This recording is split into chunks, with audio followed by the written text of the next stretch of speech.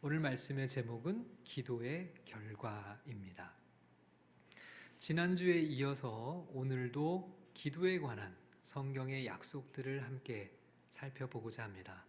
말씀 속에 주님의 큰 은혜가 우리 모두에게 임할 수 있기를 주님의 이름으로 축원합니다. 첫 번째로 기억할 것은 우리의 필요를 주님께 아뢰라는 것입니다. 기도를 너무 어렵게 생각하지 말아야 합니다. 기도의 첫 번째 단계는 우리 주님께 나 자신의 필요를 말씀드리는 것입니다. 이것이 기도의 출발입니다. 여러분, 우리 다 함께 13절 말씀을 읽어보겠습니다. 시작. 너희 중에 고난당하는 자가 있느냐?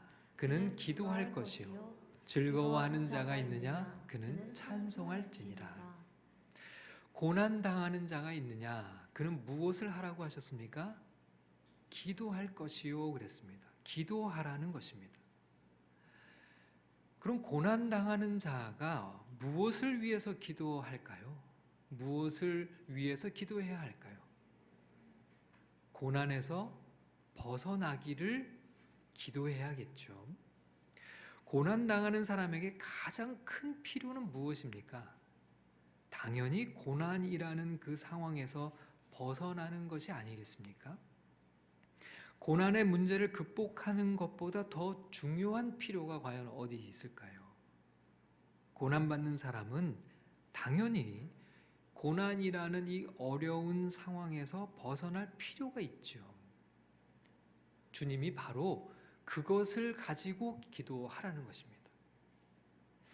여러분, 우리가 주님 앞에 우리의 필요를 아뢰는 것, 주님께 우리의 필요를 구하는 것은 결코 잘못된 것이 아닙니다. 그것은 성경의 가르침이죠. 오히려 고난을 당하면서도 기도하지 않는 것이 더 큰 문제입니다. 왜 필요를 가지고 주님께 나아가지 않는지 주님은 오히려 그것을 더 안타까워하시죠. 지난주 말씀에 너희가 얻지 못함은 구하지 아니하기 때문이요 라는 구절을 봤습니다. 고난당하는 사람은 누구나 그 고난에서 어서 속히 벗어나기를 원할 것입니다. 그래서 아마 동분서주하며 고난에서 벗어나고자 최선을 다하겠죠. 자신이 할 수 있는 모든 노력을 기울이고 있을 것입니다. 그런데 나는 최선을 다한다고 하더라도 정말 중요한 것을 간과할 수 있어요. 바로 기도하지 않는 것입니다. 여러분, 고난에서 벗어나는 이 필요를 얻을 수 있으려면 우리가 하나님 앞에 기도하고 주님께 얻어야 하는데, 기도하지 않는 것은 우리의 그 필요를 채울 수 없는 것이죠. 그 필요를 채워주실 수 있는 분이 하나님이신데 그걸 놓치고 마는 것입니다. 여러분, 주님은 우리의 필요를 잘 알고 계십니다. 그런데 우리가 그것을 주님께 구할 때까지 기다리신다는 겁니다. 여러분, 우리가 그걸 명심해야 합니다. 하나님은 기다리시는데 언제까지 기다리실까요? 우리가 구할 때까지요. 여러분, 우리가 고난을 벗어나기 위해서는 하나님께 구해야 하고 주님께 그 고난을 벗어나는 은혜를 얻어야 한다는 겁니다. 여러분, 나의 필요를 주님께 아뢰는 것은 하나도 부끄러운 것이 아니에요. 오히려 주님이 가르치시고 주님이 원하시는 것입니다. 지난주의 말씀에 우리 인간에게는 결핍이라는 문제가 있다고 했습니다. 우리는 누구나 결핍을 안고 살아가죠. 그래서 온갖 갈등이 끊어지질 않고 만족할 수 없는 삶을 살아간다고 했습니다. 그 결핍을 채워주실 수 있는 유일한 분이 누구십니까? 하나님이시죠. 우리의 고난을 이길 수 있도록 도울 수 있는 유일한 분이 누구신가요? 하나님이십니다. 여러분, 하나님이 없이는 결코 우리의 결핍을 채울 수도 없고 우리의 도움을 얻을 수가 없죠. 여러분, 우리의 필요를 주님께 아뢰는 것은 결코 잘못된 것이 아니에요. 무엇이든지 주님께 내 삶의 결핍의 문제를 가지고 나가서 주님께 나의 필요를 구해야 합니다. 여러분, 14절 말씀도 함께 읽어보겠습니다. 시작. 너희 중에 병든 자가 있느냐? 그는 교회의 장로들을 청할 것이요 그들은 주의 이름으로 기름을 바르며 그를 위하여 기도할지니라. 자, 이 14절에서는 이번에 누구를 언급하고 있습니까? 병든 자를 언급하고 있어요. 몸이 아픈 사람에게도 무엇을 하라고 말씀하셨나요? 기도하라는 겁니다. 그럼 병이 든 사람은 무엇을 가지고 기도해야 할까요? 당연하죠. 병이 낫기를 기도해야 합니다. 병든 사람에게 치유보다 더 중요한 필요가 어디 있습니까? 여러분, 계속해서 13절과 14절에서 강조하는 것은 우리의 필요, 가장 절실한 필요를 가지고 하나님 앞에 나아가 기도하라는 것입니다.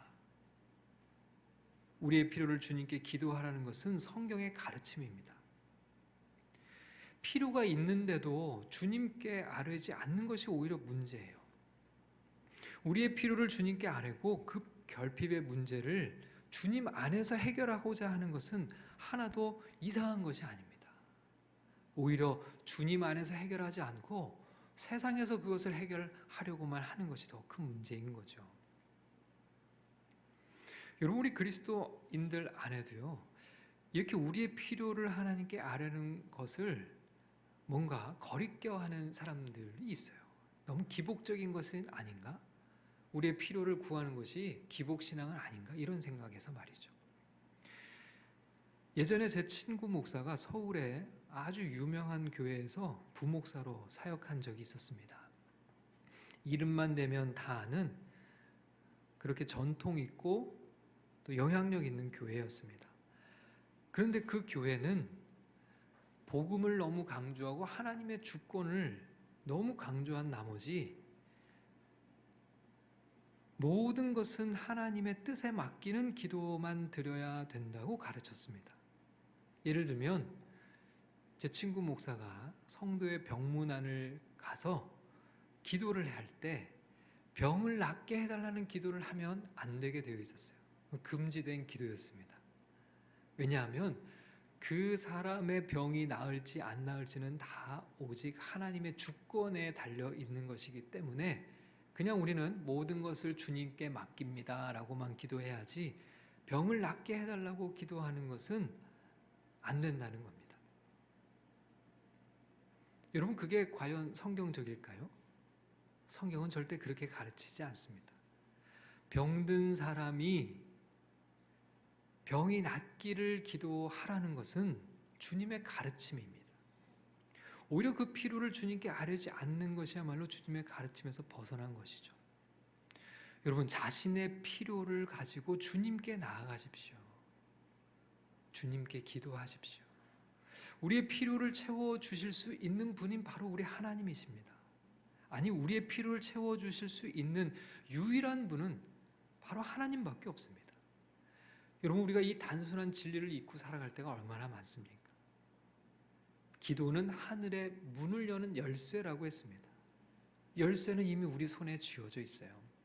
이제 우리가 할 일은 그 열쇠로 문을 여는 것입니다. 우리 함께 기도할 수 있기를 바랍니다. 어떤 필요이든지 상관없습니다. 지금 내 앞에 놓인 어려움, 몸의 질병이나 재정적인 문제나 인간관계에서의 갈등이나 자녀의 어려움이나 무엇이든지 괜찮습니다. 그 필요를 가지고 주님께 나아가십시오. 그걸 주님께 아뢰십시오. 주님은 우리의 필요를 채워주고 싶어 하십니다. 주님은 응답하기를 원하십니다. 그래서 주님은 우리를 기다리고 계십니다. 그렇게 우리의 필요를 주님께 아뢰는 하나님의 백성들이 다 되시기를 주님의 이름으로 축원합니다. 자, 두 번째로 기억할 것은 기도를 부탁하라는 것입니다. 자, 14절 말씀을 다시 읽겠습니다. 시작. 너희 중에 병든 자가 있느냐? 그는 교회의 장로들을 청할 것이요 그들은 주의 이름으로 기름을 바르며 그를 위하여 기도할지니라. 병든 사람은 자신의 치유를 위해서 혼자 기도하지 말고 기도를 부탁하라고 말씀하세요. 특별히 여기 보면 교회의 장로들을 청할 것이요 라고 되어 있는데 이 구절은 교회에 부탁하라는 것입니다. 교회 공동체에 기도를 청하라는 것입니다. 그리고 기도 부탁을 받은 교회는 그를 위하여 기도할지니라 라고 되어 있습니다. 여러분, 여기서 우리는 두 가지를 발견할 수 있습니다. 어려움이 있는 사람이 할 일은 무엇인가요? 기도를 부탁하는 것입니다. 기도 제목을 나누는 것입니다. 그럼 기도 부탁을 받은 사람들은 어떻게 해야 할까요? 그를 위하여 기도하는 것입니다. 여러분, 이것이 바로 교회입니다. 교회 공동체는 이렇게 기도로 서로 엮여지는 것입니다. 다른 사람을 위한 기도는 교회의 아주 중요한 사역이죠. 여러분, 15절을 보면 믿음의 기도라는 표현이 있는데요. 15절 말씀을 다 함께 읽어보겠습니다. 시작. 믿음의 기도는 병든 자를 구원하리니 주께서 그를 일으키시리라. 혹시 죄를 범하였을지라도 사하심을 받으리라. 여러분, 여기서 말하는 믿음의 기도가 뭘까요?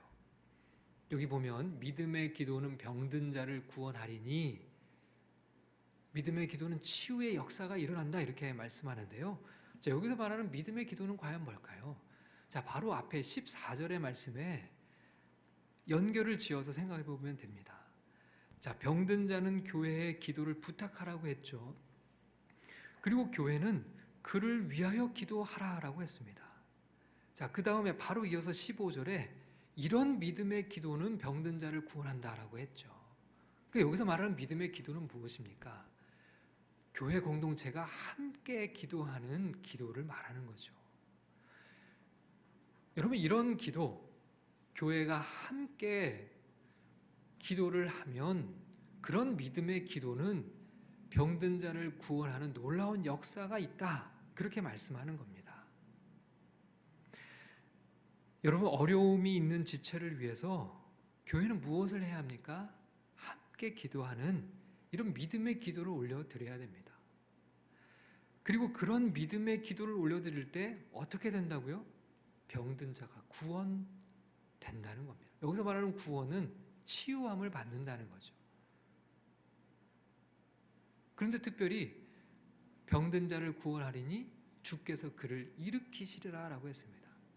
그러니까 일어날 수 없는 중한 질병에 있는 자가 이런 공동체가 함께 드리는 믿음의 기도를 통해서 놀라운 하나님의 역사를 경험하며 다시 회복하게 된다는 거죠.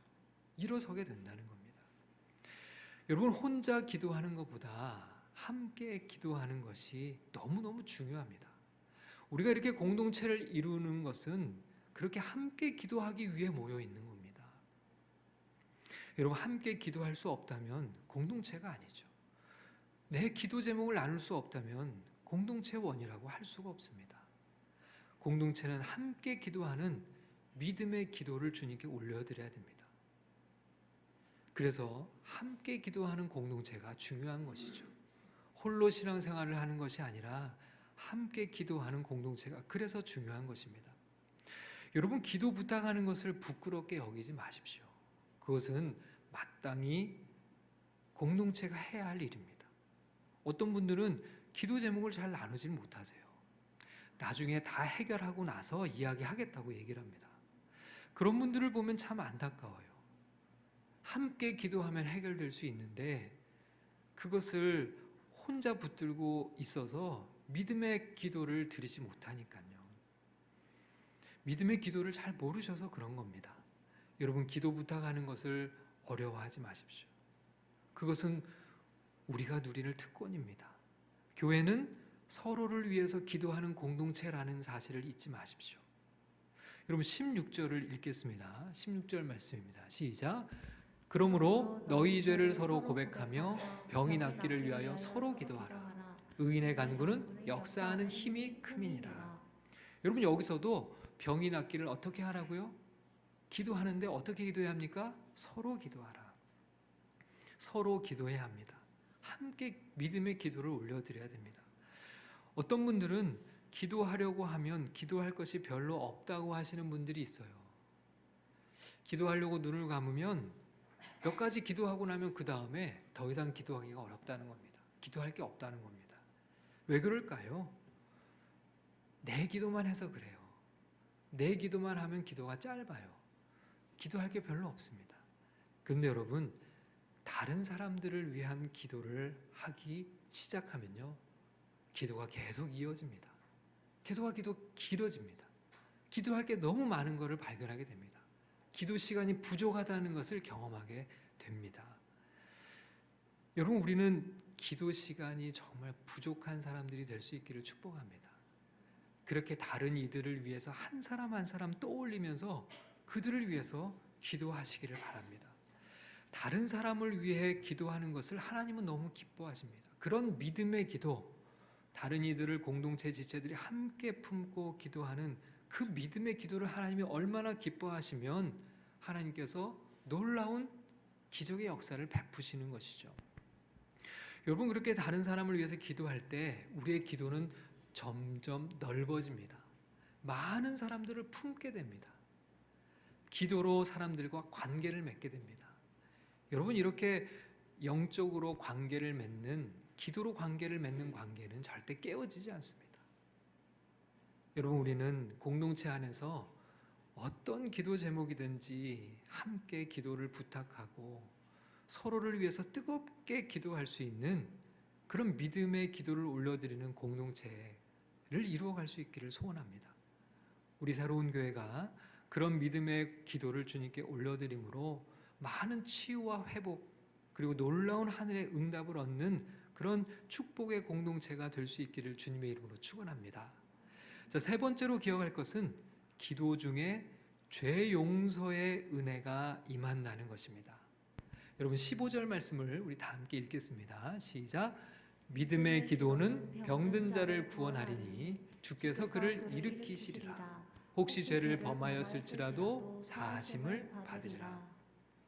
여러분, 기도를 통해서, 이런 믿음의 기도를 통해서 병이 치유될 뿐만 아니라 죄의 용서함을 받는 은혜도 주님이 허락해 주신다고 말씀하십니다. 혹시 죄를 범하였을지라도 사하심을 받으리라. 어떨 때요? 믿음의 기도를 공동체가 올려드릴 때죠. 여러분, 이것은 기도의 은혜입니다. 기도하면요, 우리는 정결해져요. 주님께서 우리의 필요를 채워주실 뿐만 아니라 우리를 깨끗하게 하시는 역사가 기도 가운데 나타난다는 것입니다. 병든 사람의 병이 치유되는 것도 복이지만 이보다 더 큰 복은 죄를 용서함 받고 깨끗해진다는 것입니다. 이것이 기도의 은총이에요. 나의 필요를 주님께 구하고 다른 사람을 위해서 기도하다 보면 주님께서 우리를 만지시는 겁니다. 내 안에 죄를 보게 하십니다. 우리 안에 죄를 깨닫게 하세요. 기도하는 가운데 죄를 인정하게 되고 기도하는 가운데 회개가 터져 나옵니다.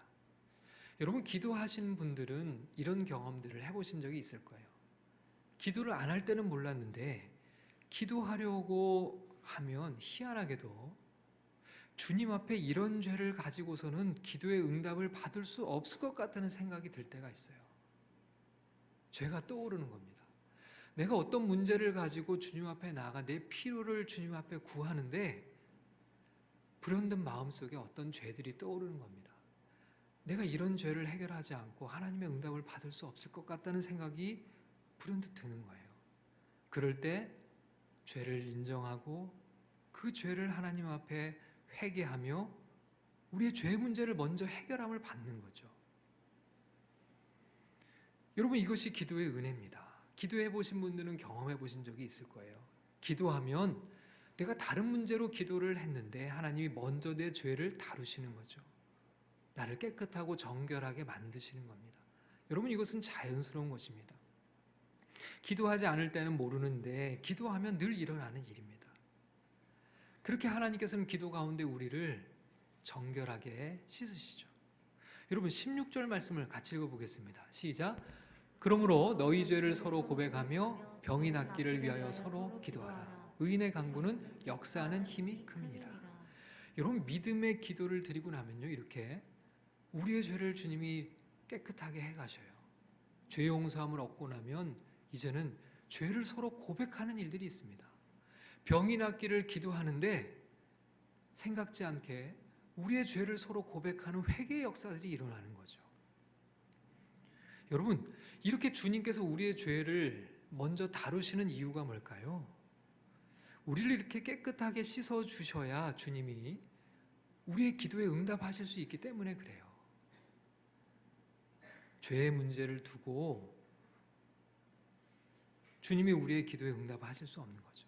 우리 지난주 말씀 속에 우리가 구하여도 얻지 못함은 정욕에 쓰려고 하기 때문이다라고 했죠. 그러면 주님의 이 기도에 응답 주시는 방식이 그렇습니다.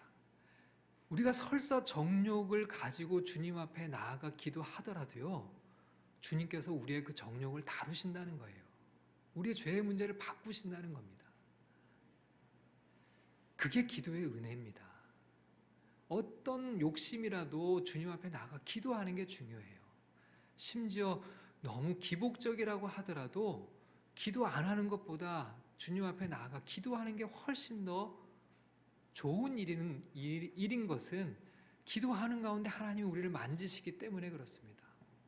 설사 우리의 허물과 죄까지도 하나님께서 다루시기 때문에, 우리를 깨끗하게 빚으시고 고치시기 때문에 기도하는 일이 중요한 것이죠. 여러분, 이렇게 주님의 죄 용서함을 얻고 죄를 서로 고백하고 난 다음 주님께서 우리에게 응답을 주시는데 16절에 제일 끝에 이렇게 돼 있어요. 의인의 간구는 역사하는 힘이 크다, 이렇게 말씀하시죠. 역사하는 힘이 크다. 의인의 간구는 역사하는 힘이 크다. 여러분, 여기서 말하는 의인은 어떤 사람일까요? 의인의 간구라고 표현이 되어 있는데, 여기서 의인은 어떤 사람일까요? 자, 바로 앞에서 믿음의 기도를 드릴 때 하나님께서 죄 용서함의 은혜를 주시고 죄를 깨닫게 하셔서 죄를 서로 고백하며 회개하는 이들을 말하는 겁니다. 우리의 필요를 놓고 기도했고 공동체의 지체들을 놓고 기도했는데 하나님께서 죄를 다루어 주셨어요. 그리고 나면 이제 하나님께 의인의 간구를 올려드릴 수 있는 겁니다. 죄를 인정하고 죄를 서로 고백하고 주님의 깨끗하심을 받고 서로를 위해서 기도하는 사람, 그 사람이 바로 의인이에요. 바로 우리 모두가 의인의 기도를 올려드릴 수 있는 겁니다. 여러분, 이 뒤에 보면 엘리야가 나오는데 이 엘리야는 우리와 성정이 같은 사람이다라고 하는 표현이 있어요. 그 이야기는 우리와 다른 특별한 어떤 사람을 의인이라고 하는 것이 아니라는 거예요. 우리의 죄를 서로 고백하고 인정하고 회개할 수 있는 사람, 그 사람이 의인의 기도를 드릴 수 있습니다. 그러니 바로 우리 모두가 의인의 간구를 올려드릴 수 있는 사람들인 거죠. 그런데 우리 모두가 올려드리는 의인의 간구, 주님 앞에 회개하고 죄의 문제를 씻음받고 올려드리는 기도는 역사하는 힘이 크다고 말씀하세요. 얼마나 클까요? 얼마나 역사하는 힘이 클까요? 17절 말씀을 읽겠습니다. 시작. 엘리야는 우리와 성정이 같은 사람이로되 그가 비가 오지 않기를 간절히 기도한즉 3년 6개월 동안 땅에 비가 오지 아니하고. 여러분, 의인의 기도는, 의인의 간구는 어느 정도로 힘이 크다고요? 심지어 3년 6개월 동안 땅에 비가 오지 않게 할 수 있을 만큼 놀라운 힘을 가졌다, 놀라운 역사가 일어난다, 이렇게 말씀하고 있는 겁니다. 여러분, 엘리야는 바로 이것을 놓고 기도했어요. 3년 6개월 동안 비가 오지 않기를. 왜 엘리야가 이것을 위해서 기도했을까요? 꼭 그래야만 하는 필요가 있었습니다. 이 당시에는 바알 숭배, 우상 숭배가 아주 가득했는데요. 바알이 비를 내리는 신이었거든요. 그러니까 비가 오지 않게 한다는 것은 바알 숭배를 심판할 수 있는 일이었습니다. 그러니까 바알 숭배에 빠져서 풍요를 구하는 이스라엘의 시대적인 상황에서 가뭄은 너무나 필요한 일이었어요. 그런데 엘리야가 그것을 위해서 기도했어요. 그러자 하나님께서 놀라운 역사를 허락하신 거죠. 여러분, 18절의 말씀도 읽어보겠습니다. 시작. 다시 기도하니 하늘이 비를 주고 땅이 열매를 맺었느니라. 비가 오지 않게도 할 수 있고 비가 오게도 할 수 있는 이 놀라운 역사가 의인의 기도를 통해서 주님이 주시는 약속이라는 겁니다. 여러분, 기도하는 가운데 하나님은 우리 죄의 문제를 해결하는 은혜를 주세요. 그리고 이런 의인의 간구를 주님께 올려드릴 수 있도록 우리를 깨끗하게 만드신다는 겁니다.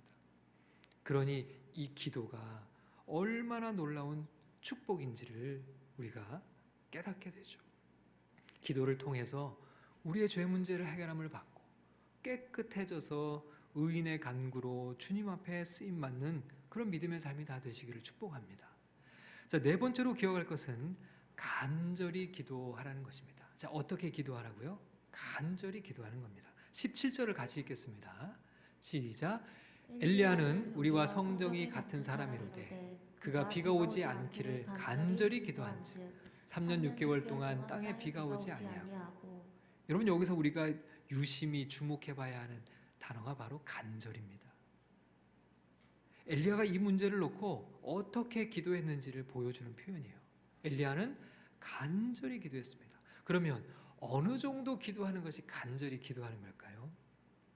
엘리야는 목숨을 걸고 기도했습니다. 왜냐하면 실제로 이 상황이 그랬어요. 이 당시의 왕은, 이스라엘의 왕은 아합이라는 사람이었는데요. 이 아합 왕이 이세벨이라는 이방 나라 공주와 결혼을 해요. 근데 이 이방 나라 공주가 시돈이라고 하는 나라 사람이었는데, 이 이세벨의 아버지는 왕이기도 하면서 바알의 제사장이었습니다. 그래서 그 아버지 이름이 엣바알인데요, 바알과 함께한 자, 이름이 그냥 바알과 함께한 자예요. 그러니까 우상 숭배에 완전히 한 가운데로 북이스라엘 왕이 들어간 겁니다. 그런데 이 이세벨이 시집 와서 이스라엘에서 무엇을 하냐면 이스라엘의 국교를 아예 바알로 바꿔버렸어요. 바알 숭배로 바꿔버린 것입니다. 그리고 난 다음에 하나님의 선지자들을 모조리 잡아 죽이는 일을 합니다. 이런 상황에서 엘리야가 비가 오지 않기를 기도한 것입니다. 여러분, 지금 이 엘리야가 얼마나 절박하게 하나님께 기도했을지 짐작이 가시나요? 지금 목숨이 달린 기도예요. 바알 숭배를 허물지 않으면 언제 엘리야가 죽을지 모르는 그런 절체절명의 상황입니다. 이 문제를 놓고 엘리야가 기도했으니 생명을 건 기도를 하지 않을 수가 없는 것이죠. 그것을 지금 성경은 간절히 기도했다라고 표현하고 있는 겁니다. 여러분, 우리가 무엇을 기도할 때 간절히 기도하는 것은 대단히 중요합니다. 우리는 이렇게 간절하게 기도하지 않을 때가 참 많아요. 그냥 잠깐 몇 번 기도하고 포기해버릴 때가 참 많습니다. 어떤 문제를 놓고 목숨을 걸고 기도하는 자세가 필요해요. 여러분, 이전의 신앙 선배들은 소나무 뿌리를 뽑을 만큼 힘써 기도했다, 이런 이야기들을 종종 했죠. 그만큼 하나님 앞에 간절하게 매달려 기도한 것을 그렇게 표현한 거죠. 여러분, 우리 기도 가운데 이런 간절함이 점점 사라지고 있는 것이 너무 안타깝습니다. 사람들의 기도가 왜 자꾸 식어져 갈까요? 왜 우리의 기도가 힘이 없을까요? 왜 응답받는 기도의 경험이 별로 없을까요? 간절히 기도하지 않기 때문에 그렇습니다. 여러분, 우리가 이런 간절함을 가지고 기도의 자리에 나아가야 합니다. 간절한 기도, 목숨을 건 기도, 기도에 생명을 건 그런 인생들이 하나님께 응답받는 놀라운 간증이 있는 거죠. 여러분, 이런 간절한 기도를 올려드린 엘리야는 심지어 하늘을 움직이는 기도를 드렸다고 말씀하고 있죠. 여러분, 그런 간절한 기도자들이 모두 될 수 있기를 주님의 이름으로 축원합니다. 마지막입니다. 기도할 때 주님이 일하신다는 사실입니다. 여러분, 이것이 가장 놀라운 약속입니다. 15절 말씀을 다시 한번 읽어보겠습니다. 시작. 믿음의 기도는 병든 자를 구원하리니 주께서 그를 일으키시리라. 혹시 죄를 범하였을지라도 사하심을 받으리라. 사람들은 병든 자를 위해서 함께 기도했습니다. 그런데 어떤 일이 일어났나요? 주께서 그를 일으키시리라 라고 되어 있습니다. 그냥 어떤 일이 일어났다 이런 것이 아니라 주님께서 친히 이 일을 행하셨다 라고 표현하고 있죠. 우리가 기도할 때 누가 일하십니까? 주님이 일하십니다. 여러분, 이게 바로 기도예요. 주님께서 병든 자를 일으키신다 이렇게 말씀하시죠. 우리가 기도할 때 주님이 친히 행하신다는 것, 여러분, 기도는 이렇게 놀라운 능력입니다. 주님을 일하시게 하는 거예요. 여러분, 주님이 직접 응답하십니다. 천사를 보내서 천사가 일하게 하신 것이 아니라 주께서 그를 일으키시리라. 여러분, 기도가 얼마나 위대한 일인지를 발견하셨습니까? 세상에 이것보다 더 놀라운 일이 어디 있을까요? 여러분, 우리가 아무리 열심히 일해도, 내가 아무리 열심히 최선을 다한들 주님이 일하시는 것보다 더 좋은 결과를 얻을 수 있을까요? 아니죠. 그럴 수 없죠. 여러분, 우리는 열심히 하되 기도하는 일을 잊지 말아야 합니다. 기도할 때 내가 하는 것과는 비교할 수 없는 하나님의 역사가 허락됩니다. 주님이 움직이시기 때문에 그렇죠. 기도는 주님을 움직이게 하는 것, 이 놀라운 약속을 우리에게 주셨다는 겁니다. 여러분, 우리가 병든 자를 일으킬 수 있습니까? 결코 그렇게 할 수 없죠. 그러나 우리가 기도할 때 주님이 병든 자를 일으키시는 역사가 일어난다는 겁니다. 주님이 친히 일하심을 볼 수 있다는 거죠. 그러니 기도는 하나님의 문을 여는 열쇠가 아니고 무엇일까요? 우리는 이런 놀라운 약속을 받았습니다. 기도할 때 주님이 일하신다는 사실을 늘 가슴에 새겨야 합니다. 말씀을 맺겠습니다. 기도는 우리의 필요를 주님께 아뢰는 것입니다. 그러나 혼자 기도하지 마십시오. 기도를 부탁하고 공동체와 함께 기도하십시오. 공동체가 드리는 기도는 바로 믿음의 기도입니다. 믿음의 기도는 역사하는 힘이 있습니다. 여러분, 기도할 때 죄 용서의 은혜가 임합니다. 우리가 어떤 기도의 문제를 가지고 주님께 나아가더라도 주님은 우리를 정결하게 빚으시고 우리를 깨끗하게 만드십니다. 그리고 나면 우리는 의인의 기도를 드릴 수 있습니다. 주님께 놀라운 약속을 받았습니다. 자, 무엇보다도 간절하게 기도하십시오. 기도하되 목숨을 걸고 기도하십시오. 기도의 자리에서 승부를 보십시오. 그렇게 기도할 때 우리는 주님의 일하심을 보게 됩니다. 우리 모두 기도가 우리에게 어떤 결과를 가져다 주는지를 날마다 삶에서 경험하는 그런 믿음의 삶이 다 되시기를 주님의 이름으로 축원합니다.